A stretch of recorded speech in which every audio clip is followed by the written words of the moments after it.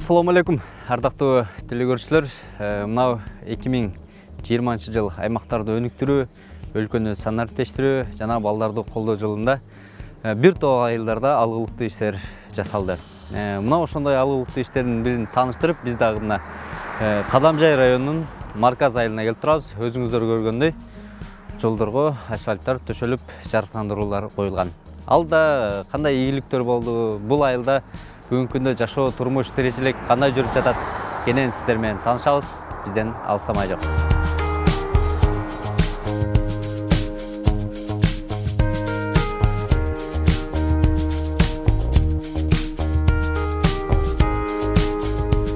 Биздин айылда жалпы 16 000 эл жашайт.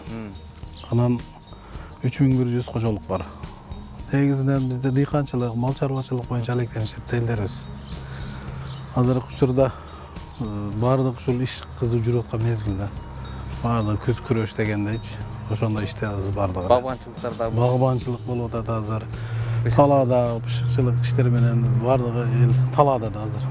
Өзүңөрдөн көрүп турасыңар, бияга келген адам аз. Ошондой болуп атат. Ушул айылда аймактарды өнүктүрүү, санариптештирүү, балдарды колдоо жолунда кандай алгылыктуу иштерди бүтүрдүңүздөр да? Бизде эми алгылыктуу иштер көп десек болот. Мына негизи биздин келечегибиз балдарда. Ооба. Балдарды колдоодо биз мына бир жакшы мына спорт менен занятие балдар машыгып турсун деп бокстун клуб ачып бергенбиз. Мына мектептерге акылдуу доскаларды алып бердик. Настольный теннис, тогуз коргол, өз улуттук оюндардан.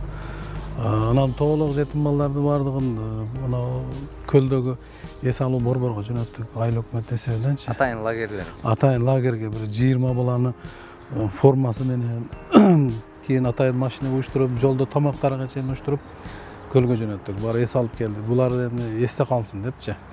Бул балдар үчүн. Балдар эми үйдө жүрсө, базарга барат экен, мектепке барат экен, келип жүрө берет экен. Ооба. Буяка барса, ушул марказ айыл өкмөттөн көлгө жеткенче Кыргызстандын канча областын аралап өтөт экен. Аяктын маданиятын көрөт экен, эгин-тигин салган үйлөрүн көрөт экен. Анан балдарда жашоого болгон кызыгыш пайда болот экен да. Кыргызстанга болгон сүйүүсү күчөйт. Күчөйт экен. Айылда эми кандай иштер? Айылда иштер эми бизде мына президенттин мына чыккан санариптештирүү жылы боюнча дагы мына 25 жылдан бери маданият үйүндө отурганбыз да. Айыл өкмөтүнүн жеке конторасы жок. Быйылкы жылда мына өзүңөр көргөндөй жаңы контора куруп буяка көчүп өттүк. Мактангандай болбой эле го. Көчүп өттүк десек болот. Санариптештирүү жылында деп анан биринчи этажга единый окно деп атпайбы азыр, бирдиктүү терезе. Ошону куруп элди эми негизи биз эл бар үчүн отурабыз да бу жердечи. Элди сапаттуу тейлейли деген максатта ошол баягы бирдиктүү терезе ачып койдук. Бири-бирин издебесин, келген маалымат өз убагында алсын. Ошондой шарттарды түздүк да. Эми колдон келишинче. Ошондой иштерди жүргүзүп атабыз эми. Андан сырткары мына биз сизге суу 4 айыл өкмөт аралап келет дагы. Сууларыбыз мусор аркандай эми сууга ташташа берет экен да. Агын сууга. Ошондон пайдаланып, ошондон ичип жүргөн. Ошого мына 3 жыл, мына 4-жыл кетип атат. Ошо таза сууга көңүл бурдук да. Азыр бир 15 километр линияны алмаштырдык. Мына 2 жылдан бери. Азыр уже 4 айылда суу бар, таза суу келди. Инвестиция боюнча көрсөңүздөр болот, мына бир больницабыз бүткөнү жатат азыр. Бир ГИСу бүттү. Азыр Көкталага дагы бир дагы ФАП баштап атабыз. Бир балдар бакчасында бир жакшы ашкана куруп бердик. Ошондой элге керектүү нерсени берип атабыз да. Бир мектепке жаңы балдар колдоо жолдагандай бир мини футбол аянтча куруп бердик. Демек алда дагы чоң максат, ой тилектер бар экен да. Бизде эми пландарыбыз көп. Аны бүтүрө элек нерсени айтыш кыйын экен, чындыгындачы.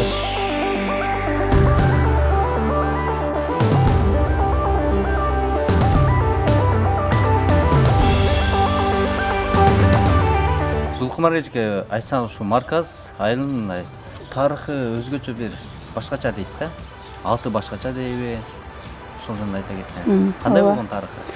Ооба, биздин айылдын өзү жалпы эл марказ деп атайт да. Эми бул эл атап калган себеби бар.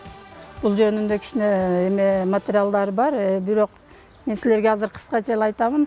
Айылдын өзү негизги аты Айрыбаз деп аталат. Марказ деген ат бул ошо 1925-26 жылдарда биздин баягы белгилүү саясатчыбыз, жердешибиз, атабыз Абдыкадыр Орозбековдун мезгилинде, ошо социализмди куруу мезгилинде мына бул биздин айылда ирригациялык системада өтө чоң канал курулган. Ошо өзбек эли менен кыргыз элинин ортосунда. Ошол каналды куруу боюнча борбор болуп калган экен. Себеби марказ деген сөз бул өзбек тилинен алынып, борбор дегенди түшүндүрөт да. Өзү негизги аты Айрыбаз деп аталат. Айрыбаз дегенин себеби бул баягы өтө бир байыркы эмеге барып такалат. Мисалы үчүн айтсам, биздин замандын 400 жылдарында, 430 жылдарга барып такалат. Ошол мезгилде ушул жерлерде Мык падышалыгы деген жашаган экен.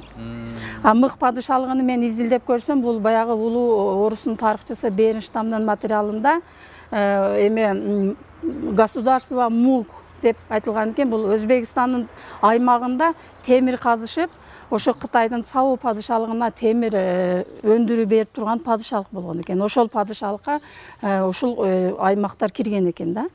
Анан ошол жөнүндө Мык падыша деген, Мык падышанын аялы жөнүндөгү уламыштар биздин элде өтө кеңири таркалган. Бул жөнүндө чоң улуу эмелер, мурас, баягы муундагы адамдар айтып, китептерге жазышып кетишкен. Мен тарыхчы катары ушуну изилдеп, ошо Беренштамды эместен табып, анан ошо 2016 жылы тарых жана маданият жылында ошо марказ айылынын тарыхын изилдеп, кичине бир документалдуу эме кылып жасап койгонмун. Азыр мага кызык болуп атат да, эми марказ деген бул борборду түшүндүрөт, өзбек тилинен алганда. Эми ушуну мурунку Айрыбас деп атасызбы? Айрыбас, ошол атка өткөрсө болобу? Ошол атка өткөрөбүз деп 2016 жылы билесиңер, кабарыңар бар. Ошо жалпы Кыргызстанда 2016 жылы тарых жана маданият жылы болуп, ошо баардык биздин баягы тарыхый мурастарыбызды, баалуулуктарыбызды кайтаруу, ордуна коюу дегенге окшогон саясат жүргөн да. Ошол саясаттын тегерегинде бир аз чоң муундагы адамдар мына бул жердин мындай алдыдагы лидер адамдар эме ушул теманы көтөрүп чыгышкан. Ушу өзүнүн Айрыбаз деген атыны берели деп, ошонун максатында мен ошол материалды даярдаганмын да. Өзү негизи берсе болот. Мунун бир фактысын айтып коеюн мен силерге. Бир фактысы, бул жерде эң алгач почта кызматында иштеген аксакал бар. Ошо эмеде көрөсүңөр материалда. Сулайман аксакалдын айтуусу боюнча биздин айылдан чыккан бир профессор, кандидат агай бар. Ошол агай Москвага барып, марказ десе, ошо архивден баягы адресный бюродон марказ деп чыккан эмес экен да, Айрыбаз деп чыккан экен. Демек, бул эмненин далили? Ошо мурдагы биринчи аты Айрыбаз болгон. Эми бул кандайдыр бир кырдаалга байланыштуу ошо марказ болуп калып кеткен дейм да мен кагаз жүзүндөчү. Бирок негизи мунун далилдери, фактылары бар. Муну көтөрүп, кайра Айрыбаз деп атасак болот. Чоң рахмат, Сукмар эжеке. Эжекебиз тарых мугалими. Чындыгында азыр бизге сонун маалымат айтты.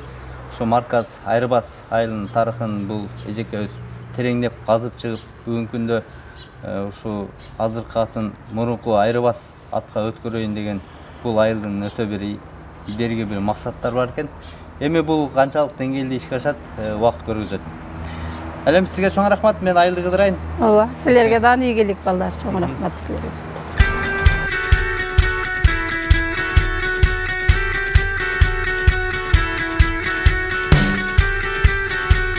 Фаркат агабыз дээрлик 10 жылдан бери ушул багбанчылыктын бардык түрү менен алектенип келет. Деги эле шабдалы, алма, кара өрүк, мына жүзүм багына да көп болуп турасыздар. Таган ушул жүзүмдүн негизги сыры башка мөмөлөрдөн айырмасы кандай экен багбанчылык? Бунун негизги сыры эми ушул убагында жакшы карап, дарын чачып, шоруга. Ошону карап баягындай путап турсаң эле жакшы боло берет экен. Мындай көп оор иш эмес экен. Анан плюс жагы башыңа күн тийбейт. Ошо салкында карай бересиң. Кыйналбай, кыйынчылыгы жок деле. Основной жүзүм жалкоорак адамдын иши да. Жалкоорак адамдын иши. Биз жегенге жүзүм таппайсак, сиз кырып салып атасызбы? Неге? Bunun içinde ушундай кичинекей даны болот. Ошолорду алсаң, например, мына ушуну алсаң, уже өзүнчө бир өзгөчө болуп, мына чоң болуп көрүнөт да. Анан сатып алган адамга деле жакшы болот. Например, мынандай турганда, мынандай кичинекейлери турат го. Мынандай жерлери бар. Ошолор негизи жок болсо, сонун көрүнөт. Анан алган адам деле кыңырылбай, товардык көрүк тең, товарный вид жакшы чыгат. Ушинтип, мына, например, пышкан эмес. Мына. Ушуларды алып салабыз. Ушинтип, эми бул өзүбүздүн эле шаардын, Кызга шаардын базарыга эле алып барабыз. Эгер фурага жүктөй турган болсок, бул мынандай жерде мына жарылгандары болот да. Алар уже Россияга жетпей калат. Фурага үзө турган болсок, анда дагы бир бөлөкчө үзүлөтчү. Эртерээк үзүлүш керекпи же?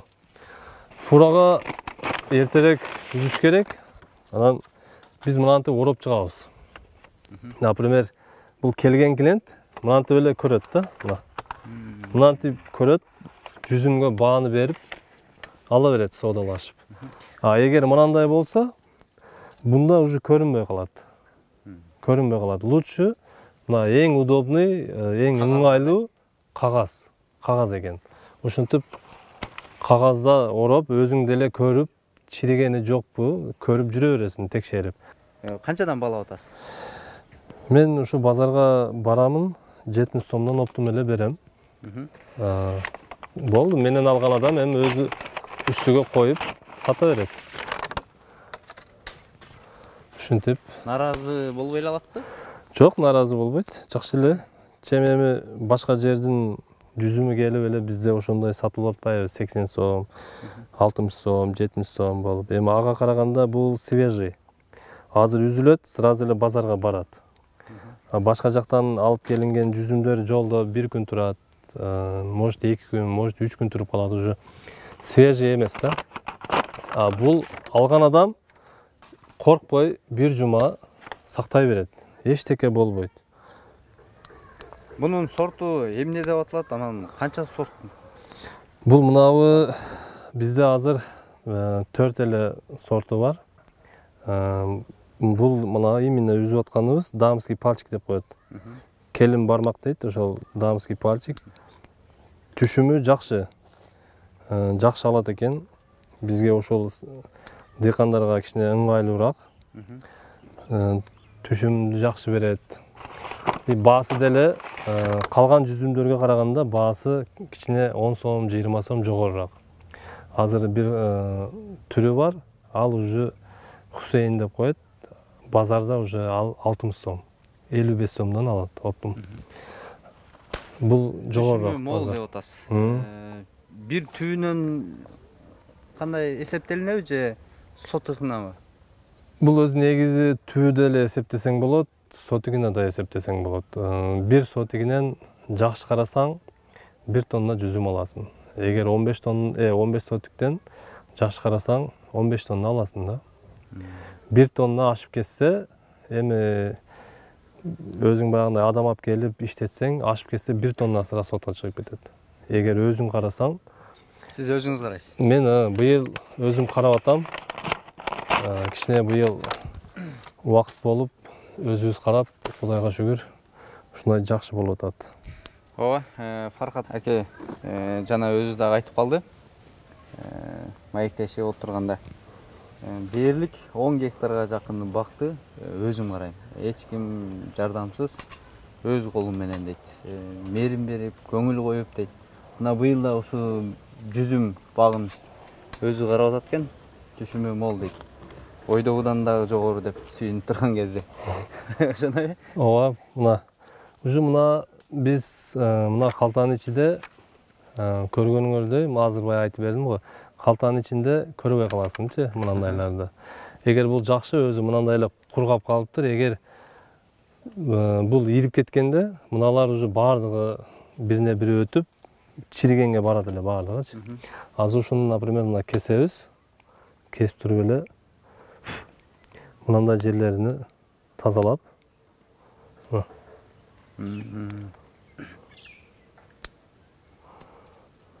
ушуну тазалап койсок, кадимкидей эле таптаза жүзүм да. Кантип карайсыз жүзүмдөрдү? Жүзүмдү ошо эрте жазда кесебиз. Мына көрдүңөр. Мыналар уже 2 жылдык. Былтыргы шак чыккан шактарда, онан мурунку жылгы.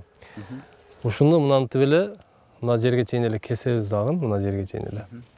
Мыналар, мыналар.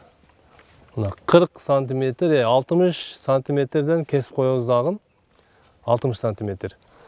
Ушунан мынандай жаңы шактар чыгат. Ушулар алат да, мына бирөөсү да мына турат да.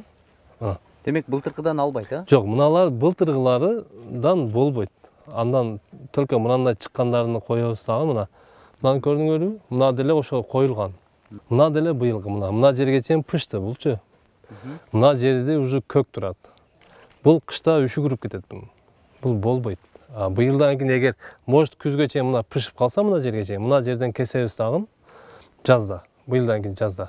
Ушул жери бере берет. Бир эле жүзүмгө максимум 10 штук койсо ошондой шакты жетиштүү. Эгер Андан көп койсо түшүмү аз болот. Түшүмү андан көбүрөөк койсо, аз койсо түшүмү азыраак болот дагы, бирок баш чоң болот. Ар бир неменин килограммы чоң болот. Ал эми экспортко да, ол Россияга же башка мамлекетке чыгарсаң болот. Эгер өзүбүзгө болсо, өзүбүзгө ушул формадагы, ушул калибрдагы достаточно. Мындан ашыгы уже ачыкча деп ойлойм да. Ушул жетиштүү болот. Азыр бул жакта дагы башка сорттогу жүзүм бар деп атасыз. Көрсөтпөйсүзбү ошону? Хорошо, макул, көрсөтөйүн силерге. Мына сортубуз азыркы мына бул баягындай Хусейн деген сорту. Бул кичине мындай тоголок болот дагы. Буга окшоп мындай узун болбойт да. Манжага окшош болбойт. Ошондой болбойт. Бул деле жакшы. Бул бирок баасы кичине ага караганда бөлөкчө. Төмөнбү? Кичине төмөнүрөөк баасы. Мына. Бул деле эми кичине өз негизи жүзүмдү бизде канча сарык болсо, базар ошончо жакшы алат.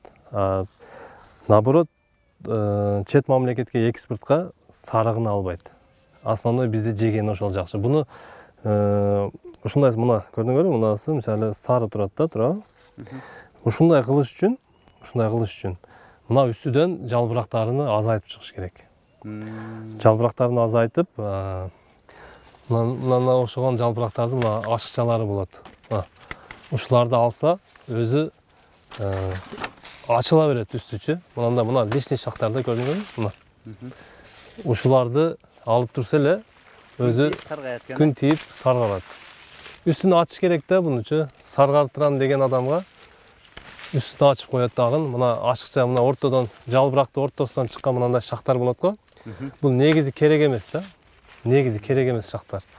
Ушуларды алып, кичине мына жеңилдетип, ушуларды алып чыкса деле күн тийип, тез эле саргарат. Мына жерде дагы бир немебиз бар, жүзүмүбүз бар. Бул совсем эле бир бөлөк. Бул бөлөкчө. Бул деле бир өзүнчө, бунда клиенти болот. Основной сентябрдын акырына, октябрь или ноябрга чейин жеткире барса, бул аябай жакшы болот. Көпкө чыдай турган жүзүм ушул. Бирок бунун алуусу да башкача болот экен, а? Ооба, клиент бирок буга кичине азыр эсебиде жок. Потому что бунун убагы келе элек. Эртең сентябрдын акырынан баштап, сентябрь аягынан баштап, буга уже клиенттер келе баштайт. Ошол бир баш ушинтип 5 кило, эң азы 2 кило болот. 1,5-2 килограмм болот бир эле башы. Эң немеси чоңу 5 килодан 7 килограммга чейин болот. Азыр мына жүзүм багыңызды кантип карап атасыз? Негизи суу эле берилеби же кандайдыр бир кошумча азыктандыруу берилеби? Жүзүмдүн основной астыга биз мына казып туруп, мына жерден трактор салабыз. Жакыныраак кылып пүлүк салабыз дагы. Айдаганда чукур кылып, мына жерде арык кылып берет. Анан биз ошого эки жагага көң салабыз. Койдунбу, же бир малдынбы, ошону салабыз дагы. Кайра үстүнү тартып жаап коебуз. Жаап коюп, анан эрте жаздан баштап уже баягынын үстүнөн эле арык ачып коюп туруп, мындай эле кылыпчы. Сууду коюп, карай беребиз да. Болгону ушул. Эми Ошон үчүн жалкоо адамдын багбанчылыгы экен. Багбанчылыгы да, основной башыңа күн тийбейт, салкында иштейсиң, өзүң кыйналбайсың. Сууду эле коюп коесуң, болду. Сууду эле көп ичпейт. Сууду азыраак ичет. Анан ушундай түшүм жакшы болуп жүрүп пышкан мезгилде сууду көбүрөөк койсоң, канча суу көп койсоң, ошончо жакшы болот. Бул аба ырайы, климат кандай болуш керек жүзүмгө? Жүзүмгө Мээлүү салкын болуш керекпи? Жүзүмгө эми орточо деле боло берет. Основной, например, мына чүйдө эксе болот, Ош, Жалал Абад, бардык жерде эле болот. Демек, Кыргызстандын бардык аймагында Почти бардык эле жеринде болот да. Ошого караса жакшы, түшүмү жакшы, кыйналбайсың. Бул эле ысыкка чыдабаган адамга эң ыңгайлуу жумуш ушул деп ойлойм да. Бали дейбиз, Фаркат ага. Рахмат сизге. Мен атайын жашып көтөрүп алдым эле. Фаркат ага өзү терип берди. Буну мен алып кетем. Аш болсун. Ушул жерден утуп кеттим, Сиздерге каалагандай терип берем, эч ойлонбогула, не проблема. Мынакей жүзүм жейбиз.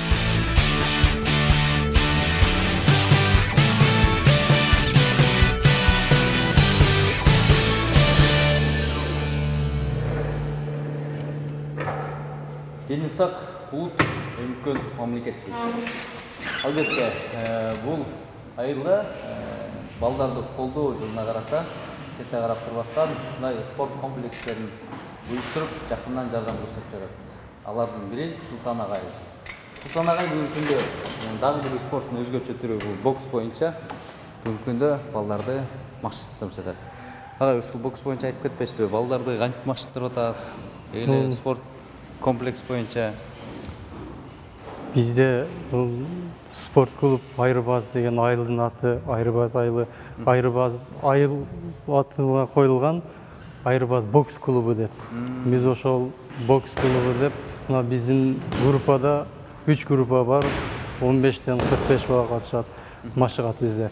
Кийин бул балдардын негизги бизде максат ушу айылды өнүктүрүш, жаштарды колдоо мезгилинде дегендей айыл өкмөтүбүз тарабынан бизге ушундай шарттар түзүп, мына залды көрүп атасыңар, мына стандарттар мындайча айтканда жогорку деңгээлде түшкөн зал. Айыл өкмөт каржылады бизге. Мына тренажерлер турат, мисалга балдардын формаларыны, мындай боксердик перчаткалерди берет. Биз эми айыл өкмөттүн бул бизге өзү дагы спортсмендер мындайча айтканда өзү спортко кызыгат өтө. Спортко кызыккан үчүн бизге бул элдин эле пайдасы дейм да. Демек, шарт түзүп берип атат, Сөзсүз бизге шартты түзүп, ушинтип рингтерди самодельный кылган, жакшы кылып, жоктон барды кылган да. Бизге атайын колдо эле жасалганбы? Ооба, биз өзүбүз эме кылып колдо эле жасадык ушундай кылып. Мына жасап, эми тыйынга сатып алып, материал сатып алып, устага берип жасаттык да. Анан айыл өкмөт өзү, башчысы өзү кызыгып турат бизгечи.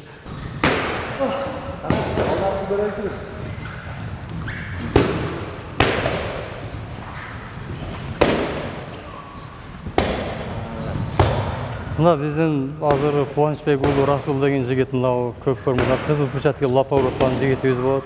Бул Кубанычбек уулу Расул быйылкы жылда Кыргыз Республикасынын өспүрүмдөр арасында биринчилигинде, бокс боюнча биринчилигинде 2-нчи орунду алды. Бул деген 6 күн бой болду, 6-нчы финалга чыкты, мындайча айтканда, финалист болуп калды. Келечекте бул өспүрүм жакшы өсөтмө балдар. Дагы кайрылып кетсек, биздин мындан алдыңкы группадагы балдар, алдыңкы машыгып жүргөн балдар, ошол жигиттердин арасында эң жакшы болуп өскөн бизге Аманов Азамат деген бала бар. 81 килограмм салмакта Кыргыз Республикасынын чемпиону болду. Андан кийин Азияга барды, Казакстанда болду. Кийин Питерде болду, Россияда. Санкт-Петербургда чемпионат мирге барып катышып келди. Барып жакшы ийгиликтерге барып жетишип келди. Биз эми айыл жерде ушунча жакшы условия болгонго балдар жакшы өсүп атат. Siz bulardın hazır çempionları айтып кеттiniz. Şu çempion болушуна машыгууда эмнесине көңүл бурасыз да? Bizde bu çempiyon boluş için birinci biz ballardın birinci fizik подготовка, güç gerek. Birinci o şey. Keyin güç, ondan keyin teknika, spasomuz boluş gerek balanın özünde. Keyin biz ahırı ballarla işleşiyoruz da. Güç bolsa bolukta ballar özü. Егерде күч болбосо болот. Мен айрыкча биринчи физический подготовка көңүл бурам. Андан кийин техника бул сен баары жоксу акырын болот. Ошол балдар чыгарып атабыз. Айылда кызыгуу кандай болуп атат? Канча жашка чейин? Айылда кызыгуу жакшы бизде. Бул бизде марказ айыл өкмөтүндө 5 мектеп болсо, ошонун 3 мектептен баардыгына келет. 10 жашардан кичине группа бар. 12 жашарга чейин кийин чоңдорунда чоң балдар уже мектепти бүткөнү бар, мектепти бүтө электи балдар келип машыгып келет. Стоп! Стоп! По углам. Дем алып турабыз балдар. Эс алгыла. Агай, мынау мыкты чыккан чемпиондор жөнүндө айттыңыз, ушул айылдан. Балдар жөнүндө айттыңыз. Өзүңүз жөнүндө да кыскача айтып кетпейсизби? Мен өзүм Кыргыз Республикасынын спортчу беримин. Көп жыл машыгып жүрдүк. 7-ci классымдан баштагам. Өзүм Кыргыз Республикасынын 2 жолу чемпион болгом. Республиканын физкультура институтун бүткөм Бишкекте. Кийин азыр эми кесип экен, спорттон кете албай калдык. Серонда спорттон кетпей ушул эмгектенип атабыз залдан. Балдарды жакшы тарбиялап үйрөткөнгө. Өзүм ушул 2 уулум бар, Сеймин үй бүлөмдө. Өзүм уулум дагы спортко өтө кызыгат. Өткөндө өзүбүз ушул жерде турнир өткөрдүк, Мелдеш областтык менен. Ошондо чемпион болду. Эми бизде Баткен областында балдарды бирини көрүп, бири өссүн деген мааниде өткөрөбүз. Бул деген биз Мелдеш канча Мелдешке катышкан сайын балдар, мындайча айтканда бизде бой набират эткен сайын, бойго чыккан сайын балдар тажрыйба ашырат. Опыт набират этет. Ошол бизде сөзсүз бой болуш керек да. Жөн эле машыгып жүргөн болбойт. Сөзсүз бойго чыгыш керек опыт алуу үчүн. Ошентип балдар менен иштешет. Бали дейсиз. Ага эми өзүңүз бир балдарга ыкмаларыңыздан көрсөтпөйсүзбү көрөйүн?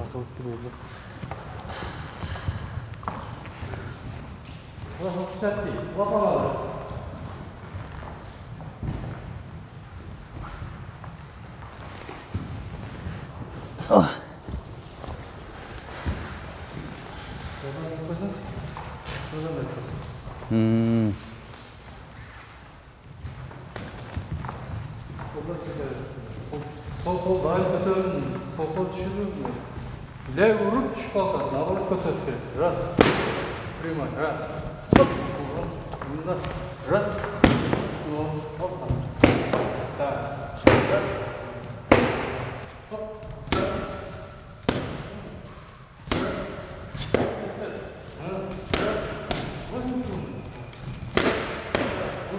Boş, hop, pompa. Tez, sırada.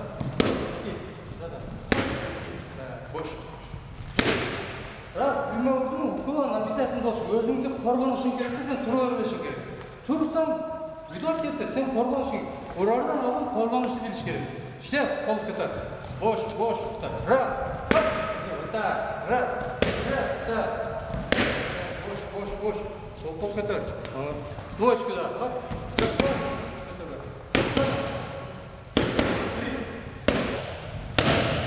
Перона сентября корпус менен кесип удар. Раз, топ уши салмак менен. Сол кол көтөрсүң.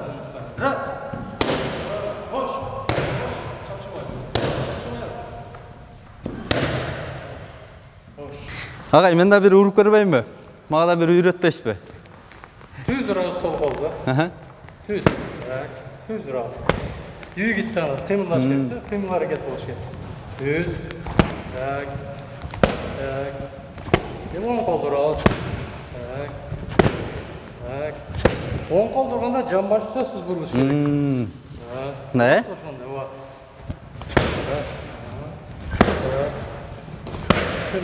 Кимда.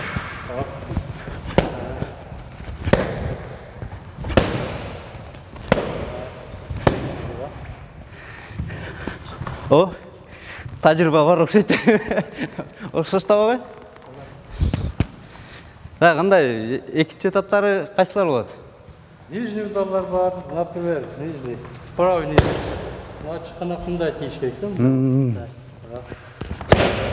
Жайдан келет, түшүндү.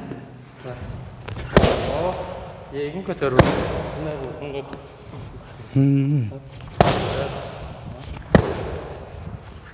Сол кол торсам. Ал сен путун иштебешти да, пут иштесе, ташты зойчеш. А bir жерден мына стойка окшоп туруп калдасың, иштеп, ана комбинация.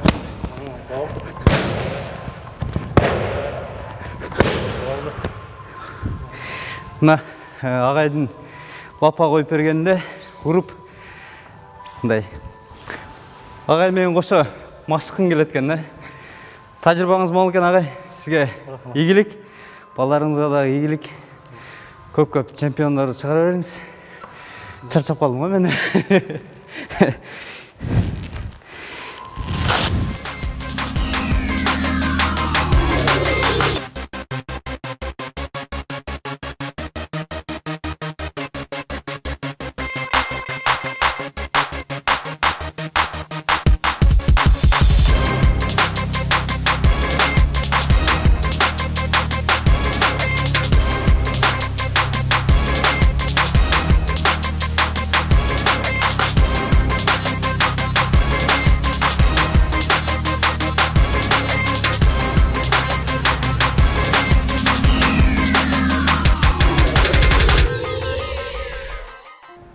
Biz бұл марказ айылында кыдырып жүрүп, мынантип дээрлик 1,5 гектарга жакын бадыраң эгилгенине туш болуп, бул жак Диор менен таанышып калдым. Бул жерде Диор дыйкан, ооба. Буну качан эгиттиңер, анан качандан бери түшүм берип атат ушунда? 2 ай алдын мурун эккенбиз, терип атабыз. Быйыл түшүм кандай? Түшүм жакшы эле. 11 жолу тердик. 11 жол, 11 жол. Бир тергенде канча тонна же килограмм тересиз? Тонна терилет, 1 гектардан 2 гектарга 2 тоннага чейин.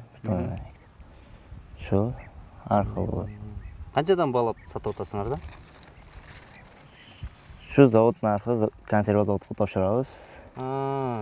Заводко тапшырасыңар буну? Тапшырабыз. Договор менен. Демек, будан жанагы банкага басып чыгарат, Ошондой. Базарга, Базарга канча сомдон баалап бересиңер? Килограмм. Килограмм сорттолот. Şu завод өзү сорттоп алат. 14, 12, 8. Сорттоп чоң кичинесине көлөмүнө карап, 14 сомдон 8 сомго чейин, 8 сомдон 14 сомго чейин. Бадыраңдын түшүү кандай, кыйынбы же жеңил элеби? Оңой эле, ончо кыйын эмес. Кыйынчылыгы ham болот. Дары берилет. Дары берилет. Кандай дары бересиңер да? Мочайна, сильдра, химикат. Ошондой.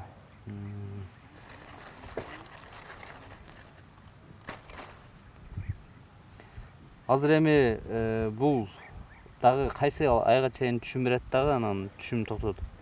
Сентябрга чейин береби? Жок, окурлап калды. Сентябрда 15ге чейин Кудай кааласа кылабыз. Сентябрдын 15-нен кийин түгөйт. Токтойт, Булар жумушчулар атайын иштешеби? Демек, айылдагы жумушсуздукту алдын алып, Алып. Булар канчадан иштешет күнүнө? Саатына 50 сомдон иштешет. Bir saatine 50 сомдон, Булар эми терип берген келет, Терип берген. Бул жерден дагы башка жериңер барбы, жокпу? Мен 2 жүр эле. Жакшы. Түшүм жакшы экен да? Жакшы эле. Sudan tartıştık жокпу? Судан тартыштык болуп атат, кем. Кээде суу жок болуп калган учурлар болобу? Болот. Анда канчасыңар анан? Канча жолун табасыңар? Өзүбүз барып бир кууп келип качабыз. Илажы жок. Бул бадыраңды туздаганга, Туздаганга. Сортун не деп коет эле? Белек. Белек? Белек. Ошондо бир эле ушул белек сортунан эле эгесиңер да? Башкалары кандай? Эки сорт эгилет да, белек, шандыни. Ушул эки элеси туздалат. Бир жылдык кирешиңер канчага айланып калат? Ар кыл. 1 миллион киреше табасыңарбы? Я. 200 миң, 300 миң ошондой. Ушул жерден 200 миң, 300 миң киреше? Жакшы. Азаматсың, Диор. Диор жаш болсо дагы учурда 18 жашта. Мынтип атасына жардам берип, деги эле бул дыйканчылыкты өзү карайт экен.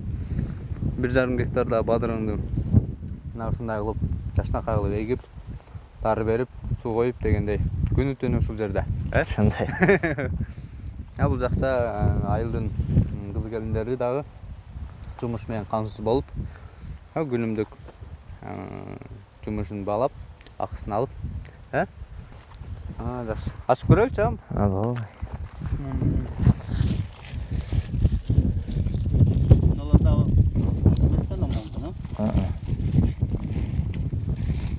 Жакшы. Жакшы эле. Мына балка жол өрөйүн, Дем.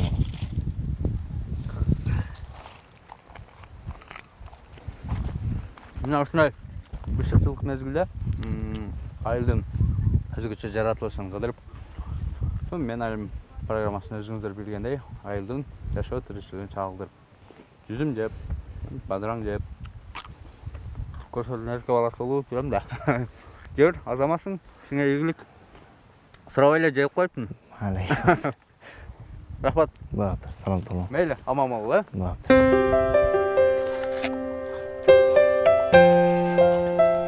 Деги эле дыйканчылыкка, багбанчылыкка басым жасаган Кадамжай району.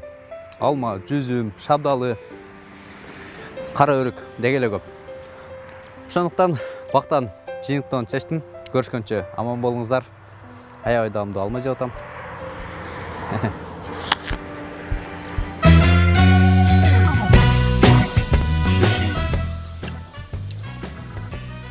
Урматтуу телегөрүүчүлөр, келип жүзүм жеп кеткиле. Сиздер үчүн бекер Фаркат агадан.